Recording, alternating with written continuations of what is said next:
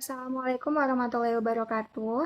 Perkenalkan, kami dari kelompok 7 kelas A2 angkatan 2021 akan mempresentasikan mengenai Ma'rifatul Insan, mengenal manusia sebagai makhluk Allah.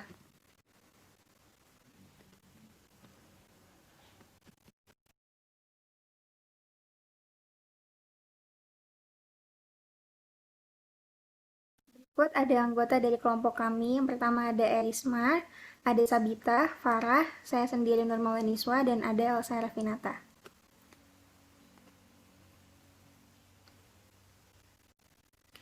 Yang pertama ini ada bab 1 pendahuluan.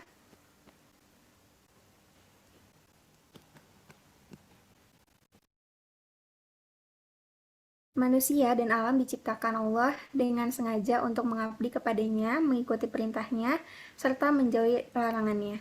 Dengan begitu, hakikat penciptaan manusia adalah untuk beribadah kepada Allah Subhanahu wa taala.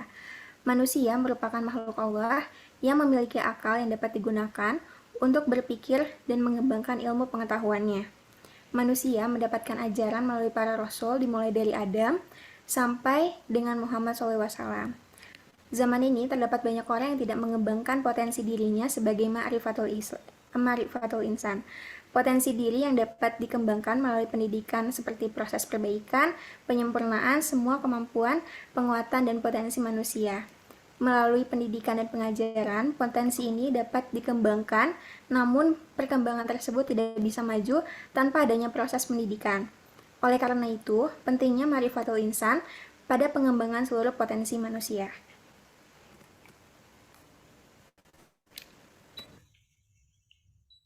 Berikut ada tujuan. Tujuan umumnya adalah mahasiswa dapat mengetahui apa yang dimaksud dengan Ma'rifatul Insan, serta dapat mengamalkannya di kehidupan sehari-hari. Tujuan khususnya untuk mengetahui makna dari Ma'rifatul Insan dan untuk mengetahui makna yang terkandung dalam Ma'rifatul Insan itu tersendiri. Selanjutnya akan dibacakan oleh teman saya. Selanjutnya ada bab 2, tinjauan pustaka.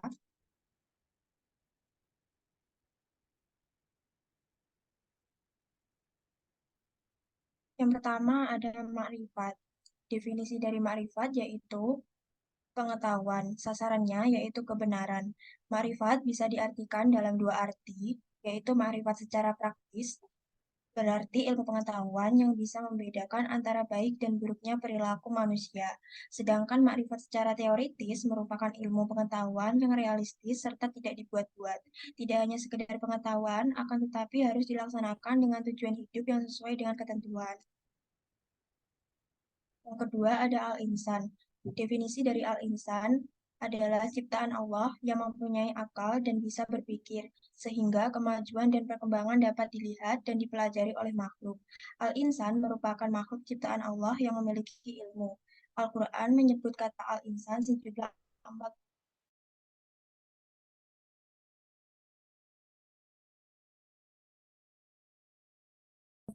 surat, diantaranya ada sebagai al-insan dalam Al-Quran khususan dan proses penciptaan manusia. Sifat al-insan sendiri yang pertama ada dengan menggunakan ilmunya, ia bisa membedakan salah dan benar. Yang kedua, mempunyai adab dengan tidak mengambil dan merampas yang bukan haknya. Yang ketiga, mempunyai sikap ramah serta mudah dalam bergaul dan bersahabat dengan lingkungan. Akan tetapi, al-insan bukan makhluk yang sempurna. Ia terkadang gelap dan mudah digoda oleh syaitan. Keistimewaan al-insan, yaitu manusia sebagai ciptaan Allah dibagi menjadi tiga. Yang pertama, manusia ciptaan Allah yang diberi akal untuk berpikir. Yang kedua, manusia yang dapat dipercaya dan selalu jujur atau amanah. Ketiga, manusia sebagai ciptaan Allah selalu bertanggung jawab. Hal inilah yang menjadikan keistimewaan makhluk ciptaan Allah yaitu al-insan. Pengistilahan al-insan dalam Al-Quran yang pertama dalam Quran surat At-Tarik ayat 5 mengistilahkan al-insan untuk selalu memikirkan keagungan Allah Subhanahu wa taala. Al-Quran mengistilahkan al-insan terkait kekurangan manusia dan juga keburukan manusia yang disebabkan hasutan syaitan. Al-Quran mengistilahkan al-insan terkait kebaikan manusia.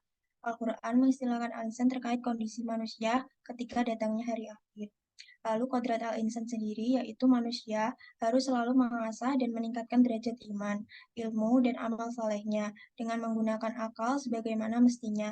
Tugas manusia sepanjang hidupnya adalah belajar dan mengamalkan ilmu, sehingga bermanfaat bagi sesama dan diridhoi oleh Allah.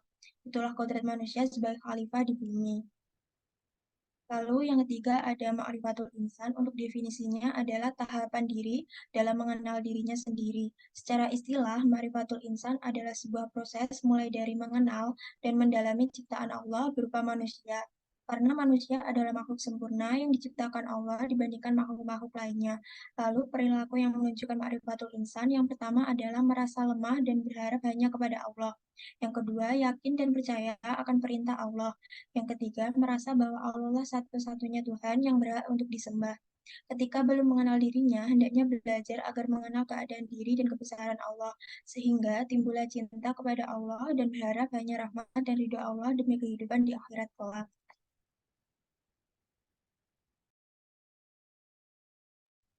Oke, selanjutnya adalah bab 3, yaitu pembahasan.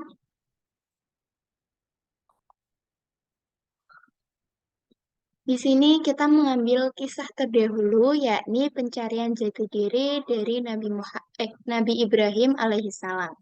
Nabi Ibrahim itu lahir pada masa kerajaan yang dipimpin oleh Raja Namrud, di mana Raja Namrud sendiri mengeluarkan aturan kejam bagi rakyatnya. Salah satunya adalah jika terdapat ibu yang melahirkan bayi berjenis kelamin laki-laki, wajib untuk dibunuh bayinya. Sehingga ibu Nabi Ibrahim itu diam-diam membawa Nabi Ibrahim menuju hutan untuk diasingkan dari kekejaman Raja Namrud. Saat Nabi Ibrahim kembali ke masyarakat, beliau ini merasa bingung dengan perilaku orang-orang yang menyembah patung berhala. Hampir di sepanjang perjalanan pulang menuju rumahnya, berbagai rumah dan juga bangunan selalu terdapat patung berhala yang disembah oleh masyarakat. Nah, ketika beliau tiba di rumahnya, benda berhala itu masih ditemukan. Dan ternyata ayahnya Nabi Ibrahim alaihissalam merupakan pembuat patung berhala. Perilaku masyarakat yang menyembah berhala ini membuat Nabi Ibrahim merasa bingung dan juga bertanya-tanya. Lalu di manakah Tuhan itu? Mana yang dinamakan Tuhan? Dan apa benar berhala itu adalah Tuhan? Atau justru Raja Namrud yang berkuasa itu adalah Tuhan? Pertanyaan-pertanyaan tersebut melalui beberapa proses. Lalu Nabi Ibrahim alaihissalam melihat matahari awalnya.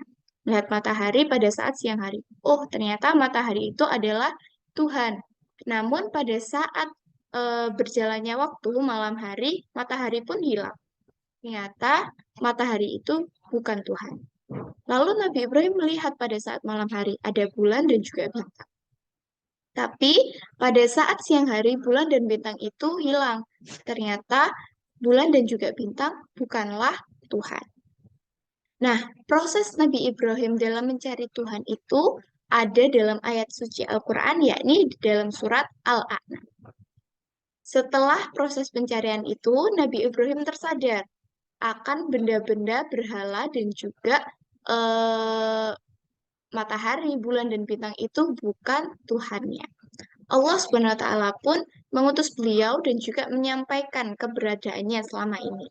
Dan juga Allah mengutus Nabi Ibrahim untuk menyampaikan kepada masyarakat untuk meninggalkan berhala-berhala yang sudah disembah itu karena memang yang ada saat ini keberadaannya hanya Allah Ta'ala.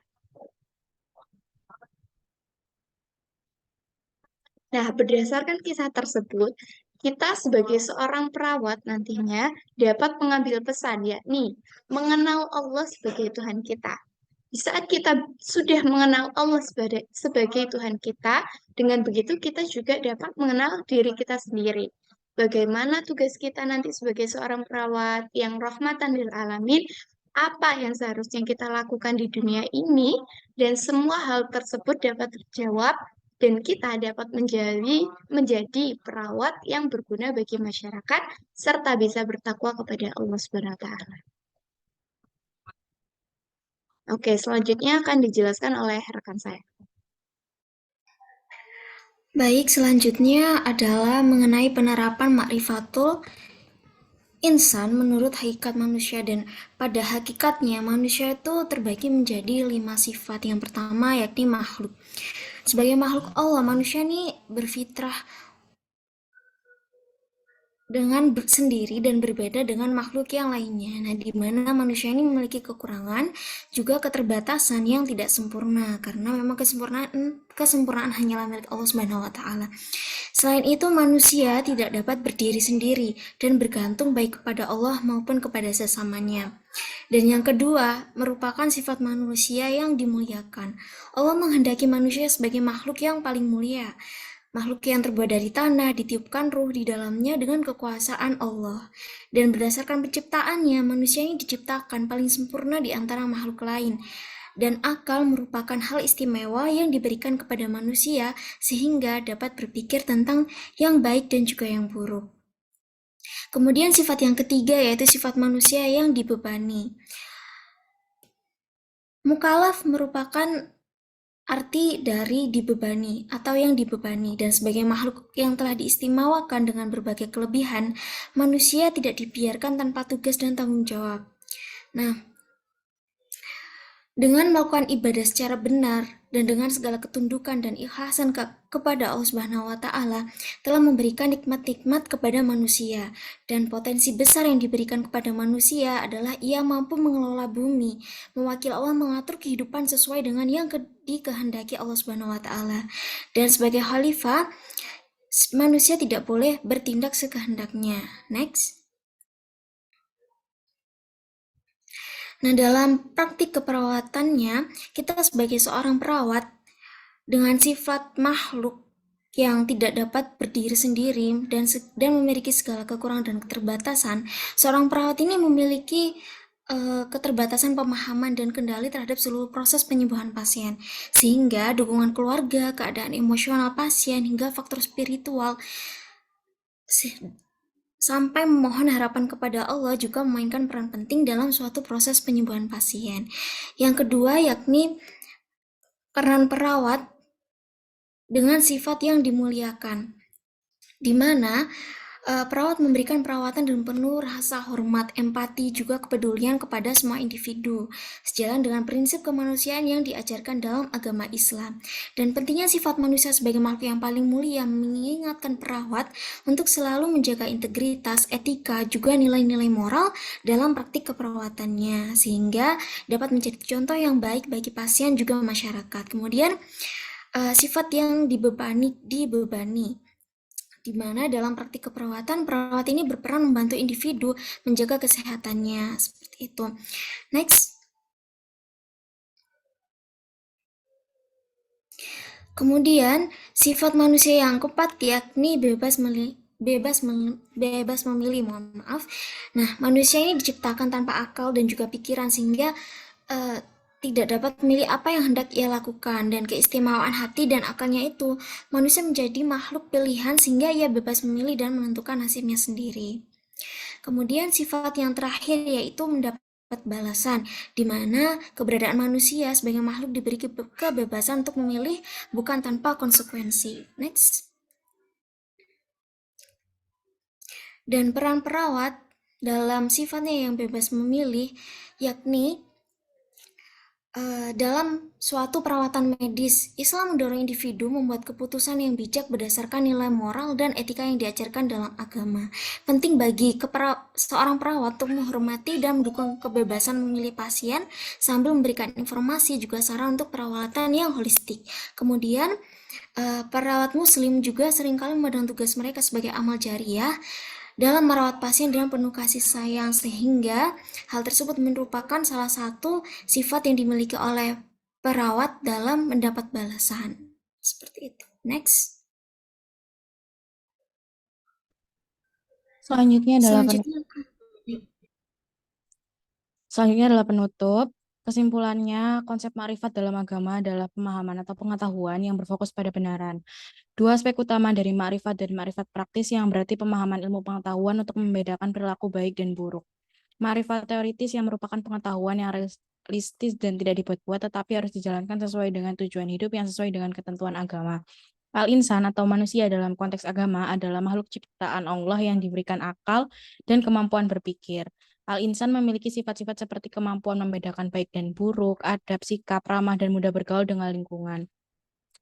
Meskipun memiliki kelebihan ini, manusia juga rentan terhadap kesalahan dan pengaruh buruk terutama oleh setan. Keistimewaan manusia terletak pada akal, amanah, dan tanggung jawabnya sebagai khalifah di bumi.